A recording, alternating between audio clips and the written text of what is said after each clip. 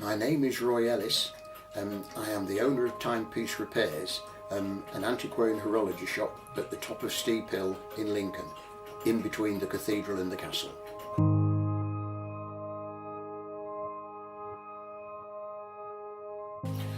I class myself as an antiquarian horologist. That is to say, I repair antique clocks, watches and barometers as well we do.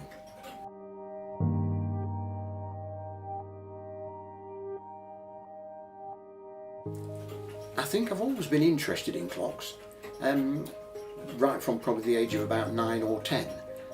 I always remember my grandma's clock in the front room on Monks Road, where us kids weren't allowed to go except at Christmas when we could go in. And I think that clock sort of got me interested.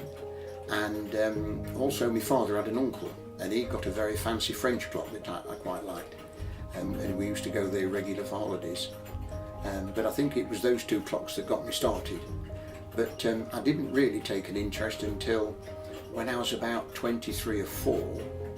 I went to work at a local engineering company, and one of the chaps who I was working with, he was actually doing the BHI, the British Horological Institute correspondence course. And while I was there, my wristwatch actually broke down. So I purchased a little kit out of a magazine called The Exchange and Mart.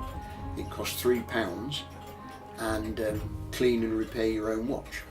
So that's how I got started, along with help from the chappie who was there, and I cleaned and fixed my own watch.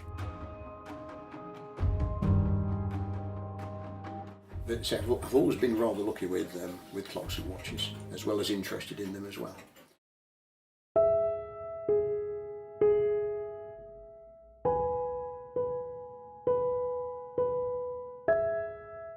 A friend of mine, we took an interest in repairing the clocks and the watches, so we sort of did it for nothing, and then the more you do for nothing, the more you get.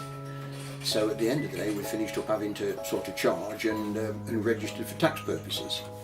And then it became evident that the company that I worked with, or worked at, was slowly but surely running down and shutting down. And at the end of the day, to cut a long story short, they closed the place down, and we were offered jobs in Leeds.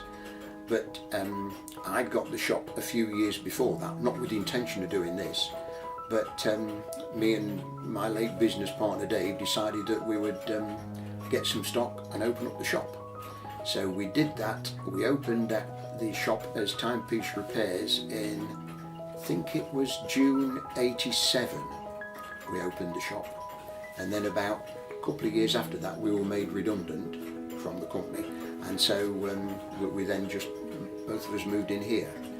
But sadly Dave passed away in December 2000. He was the same age as me, but he got an inoperable brain tumour and passed away in December 2000, I'm afraid, so I'm on my own now.